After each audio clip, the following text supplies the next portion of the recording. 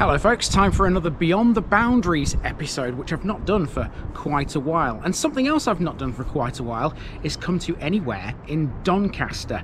Now before we begin this one, you might be familiar with this classic intro from a sitcom of the 1980s.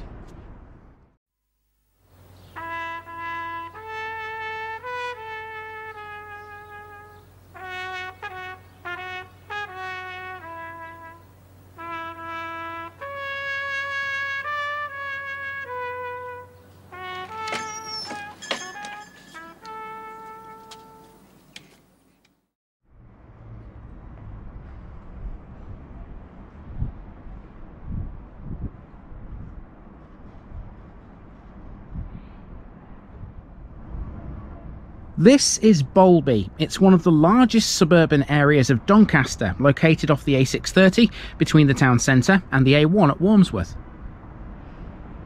Because it's so big, there are brand new areas as well as very old ones. This street is Lister Avenue, in a part known as Balby Car. There are several roads around here that look just like it, row upon row of classic inner city terraces, houses with a yard rather than a garden. Primarily it's an industrial area and has been for centuries. Even today, just south of these streets is a big industrial estate, Balby Car Bank. In the late 1970s and most of the 1980s though, this area was famous for being featured in a TV show, the classic British sitcom Open All Hours. It was written by Roy Clark and revolved around a type of shop found all over the country in areas just like this, the humble corner shop. This is the premises that was used. Arguably at the time, the corner shop played a vital role in society. Modern supermarkets were still in their infancy. Open All Hours captured their importance perfectly while still managing to be hilariously funny. It ran for a total of 26 episodes across 4 series. The main characters were the two men who ran the shop, the tight-fisted penny-pinching grocer Arkwright, played by national treasure Ronnie Barker, and his beleaguered errand boy nephew Granville, played by another national treasure, Sir David Jason.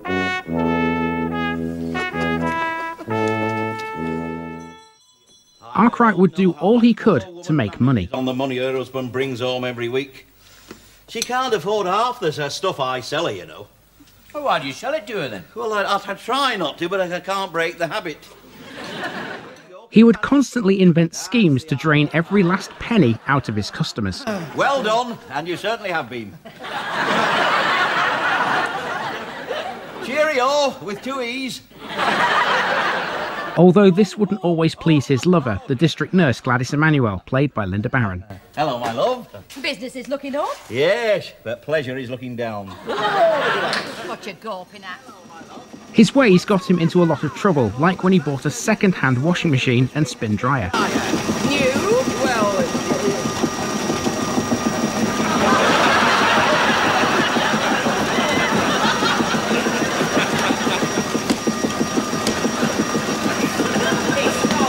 It's not working, everything's getting knotty. And that goes for you too! As for Granville, his love life was mostly a constant uphill struggle, heavily monitored and controlled by his scheming uncle. His main target for affection was the local milkwoman, played by Barbara Flynn. Yes. Well then. It's very kind of you, Granville. It's very flattering. And although I'd hate to stand in the way of your photographic career, but quite honestly, what with this job and studying and everything, I don't see how I could possibly take up your generous offer of part-time modelling. Very well then.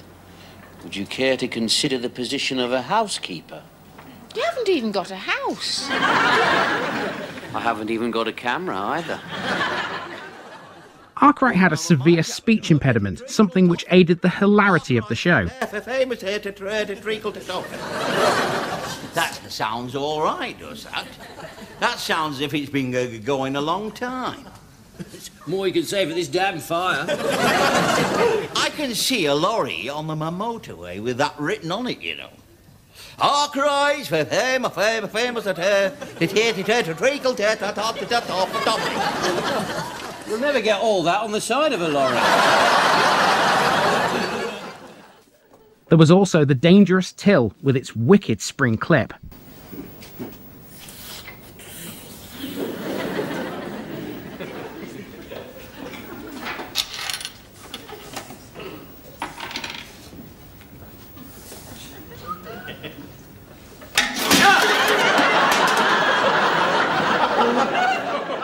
There were more than a few memorable moments. Say you've got a couple of nice squashy ones there, love. As well as the three main characters, there were a number of minor and recurring ones, mainly customers. Oh, no, not you, Gordon. You can just let it loose like you have done for years. Do you know, I don't know why I come in here to be insulted. Well, because it's convenient, isn't it? Look how far you'd have to go to be insulted if there wasn't a corner shop here, eh? You'd have to go right up the co-op, wouldn't you? One shop regular was the miserable housewife Mrs. Blewett, played by Kathy Staff. 64 years old and he still can't keep a button on his shirt. I'll have a tin of me polish and a bottle of bleach. And another tin of polish, Mrs. Blewett. Aye, they don't go very far. Well, you must have a very nice, shiny place up there to be miserable in. You'd be miserable if you lived up there with him. If he's not under me feet, he's down at that British Legion Club, trying to drink his way back through the Second World War. I wouldn't mind, but he only got as far as Aldershot. Just you and him now the kids have gone, is it? More's the pity. Yeah. He never was any help. No, how many kids was it? 7. Oh, good grief, how much help do you want? At least it explains a few of them are missing buttons, doesn't it? There we are. Is that a strong bleach? Strong, it's lethal, that is. You can hear it seething in the bottle on a still night, that. You'll not have seen Mrs. Moffat. No, not this morning, no. Whilst many knew Arkwright was a greedy shopkeeper, his ways were admired by one customer in particular, the Black Widow Mrs. Featherstone, played by Stephanie Cole. It'll be inexpensive. I never waste my money. We've got a lot in common. You're the only other one I know with a wonderful non-spending way about you. Oh, yeah, just a mask. Oh, you don't have to be modest. Not with me.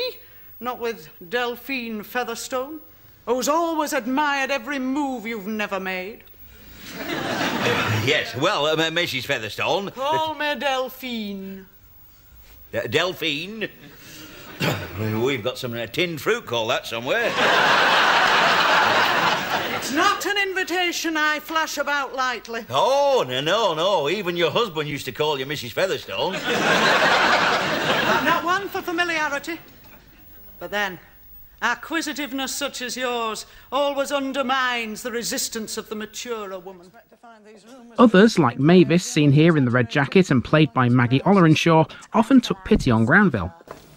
There's nothing wrong with Granville. Why do you feel sorry for him? I don't know, really. I think he's just got that sort of face. How can you not feel sorry for Granville? Every time I see him, I just want to cuddle him. You're not usually so positive about anything. It's just maternal. I better have a tin of... Mavis had some memorable moments herself and could never seem to make up her mind. Thank you. A large or small?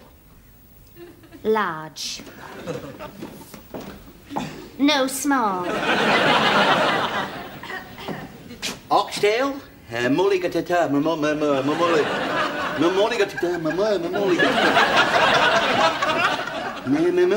tomato? Oxtail. Oxtail. No, I better take tomato. Tomato? Yes. Unless you've got... Scotch broth? Scotch broth, maybe. That's very exotic. No, I haven't got a small tin. I'll only have a large tin. Oh. Well, I can't cut them in half, maybe. It all flops out, you see. I'll tell you what I will do. I'll sell you one large tin and I'll only charge you for the 2 small tins. Oh, thank you, Mr. Arkwright. Granville's nemesis, other than his uncle, was often the knackered old shop bike. Oh, you're just like your mother, always striving for perfection. Yeah, he's a hell of a rattle down here. Yes, such was her reputation, I believe, at the height of her creative period, yes. It's a nice thing to say about your own sister. No, half-sister, half-sister. We never did find out which half, actually. Because my father married again, you see. He never got anything right the first time. You're gonna have to get this damn bike fixed. Oh, just jiggle it a bit. Yeah, I spend half my life just jiggling it a bit. The identity of Granville's father is never revealed in the series, but there are subtle clues. In a few yards. My legs were going in all directions. Which reminds me, boy, I knew your mother. Really? How well did you know me mother? Oh, quite well. Well, when I say quite well, I mean hardly at all, really. So it may not be a shop now, as you saw, it's a beauty salon, but if you drive around these terrace streets, you will find a shop similar. Here we have, on the end of Carview Avenue, Jimmy's Corner Shop. Now, last time I came down here, this was actually called Arkwright, in homage to the shop we've just seen. It's now been renamed, unfortunately. But I might be able to find a picture on Google Maps on Street View to show you that this was actually called Arkwright once upon a time. This has always been Jimmy's, it's just that its modern signage doesn't display the words it used to. These pictures are from 2009 and 2011 respectively, and clearly show Arkwright's and open all hours as I remembered them. The actual shop on Lister Avenue closed for a summer break during each year the series was being filmed by the BBC. Every episode would end in a similar manner to this, with Arkwright sharing a final thought, usually with his deceased father, from whom he inherited the shop, whilst looking up to the heavens. Aren't you? He is daft. Yes, the world is mad tonight, but Gladys still belongs to me. If you can call sleeping in different beds belonging. Meanwhile, there's money to be made, Arkwright. They'll all be trooping into the shop tomorrow to see if I am mad. Dad, if you're listening up there, I am once more in control.